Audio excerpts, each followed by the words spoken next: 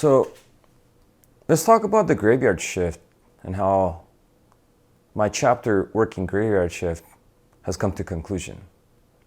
Now we're going to go over the perks of working graveyard shift. It's going to come as a shock to you because there are some and they do exist. The perks of working graveyard shift is that there would be no traffic going to work. The commute would be still the same distance, but it would take half as long. Driving to work from here takes about 30 minutes to drive 30 miles. So that's pretty fast. That's unheard of in Los Angeles, going right through the Lion's Den. That takes about an hour and a half. Now, if you'd ask me, yeah, if you don't want to commute in traffic, you commute at night. I'd rather leave work, go home at that hour than to leave home and go to work. The second perk is that there's no one in the office. It's empty, there's no one there to breathe down your neck, and you have much more room for activities. Some of these activities included riding a bicycle or a tricycle. And you could ride it because no one else there, no one's gonna swoop around the corner, you're not gonna crash into anybody. And another perk is that the bathroom is never busy. You can go to the bathroom whenever you want. And because the night shift gets started off with the cleaning crew concluding their day, you have a clean bathroom, well stocked. You don't have to worry about any funny people in there making weird smells or noises. And that's something that was really prevalent during the day shift. It's like even me making a comment like, what the hell are these people eating?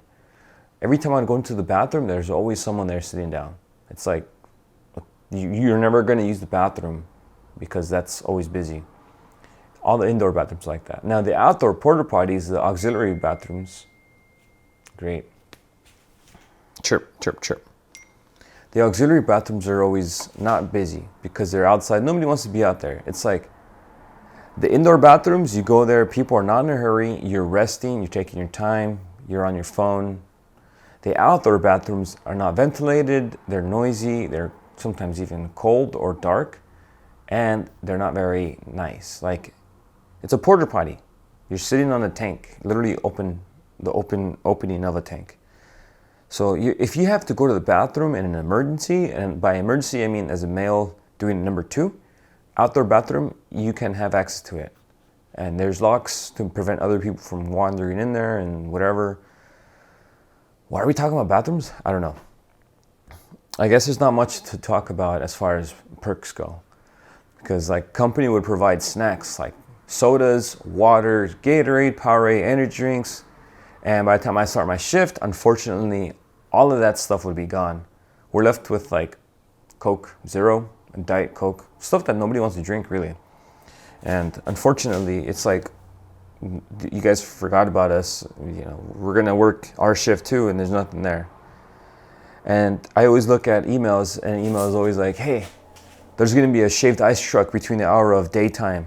I'm like, okay, well the truck's gonna be gone 7 hours before I get there. Or it's like, we had a masseuse come in, professional masseuse company with like a schedule. You could pencil yourself in between the hours of like 8 a.m. and like 4 p.m. I'm like, okay, great. That is not any of the hour that I am there for. Obviously it's all day shift stuff. All hands meetings, day shift. Brown bags, day shift. Trainings, day shift. I got scheduled into some trainings on day shift and I worked graveyard. Didn't make any sense. And they even ended up saying that the trainer was long-winded, that the training would last X hours. Now, am I under the impression that I am to work my entire night shift and stick around for a day shift portion of training?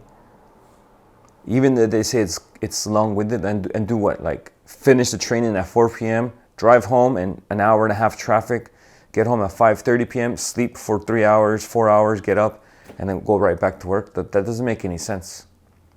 So there was never any talk of rotating people out of the graveyard shift for training. I'm just like, dude, is there no hope for me? Is there no training available for me? And of course, none of the engineering staff is going to be on graveyard shift because why would they? They're engineers, they're smart, they know better. Unfortunately, yeah, I was not quite there to figure out like, okay, out of everything they could provide me, perks of the company, snacks, none of that matters because it's not available during graveyard shift. The only thing I said is no traffic. During the day shift, there's like maybe 20 electric cars and like 7 electric car parking spots. So there's like a lot of choreography going on to shift people in and out of the parking stalls. And periodically during a day shift, there's a parking lot monitor, self-appointed, who'd go around and checking what status of the chargers were for the cars connected to them. And he would respond into the chat message group about, there's 3 cars that are done charging, check your apps, make sure you rotate them out, other people need to charge. Whatever the reason was, not many people had the ability to charge at home, me being one of them. Fortunately, my next endeavor requires me to be awake during daytime people hours. So needless to say, graveyard shift is now, hopefully, for the most part during this duration, will be in my past. Getting through school is going to be during the day or in the evening. And any kind of side gigs are usually during the day. Call times are during the day. Sometimes a shoot will go into like maybe midnight. But I've never been in a shoot past midnight, really. Maybe like 1 in the morning. Daytime morning shoots, yeah, you get there like at 4 or 5 o'clock call time in downtown LA, which requires you to leave your house at 4 a.m., which, again, is more reasonable than being at work till 6 a.m., driving home, and it's like broad daylight hours. Right now it is 6:30, so at 6:30 I would be barely leaving Long Beach to come home, and I would be getting home around 7:30 because there's traffic. And around the worst freeways too, the 91 and the 710 and the whatever. Yeah, no, I definitely see the quality of drivers in that area of freeways and versus the area of freeways out here. Like you're driving and then you have like a beat up car just like fly right by you with no license plates. But that's pretty much it in a nutshell. Yeah, that's really a rant. In conclusion, if you liked what I had talked about, go ahead and give me a like in lieu of subscription, or subscribe in lieu of like, or you can, reach out to me and ask me about whatever. If you have anything to add, let me know. All right, thanks.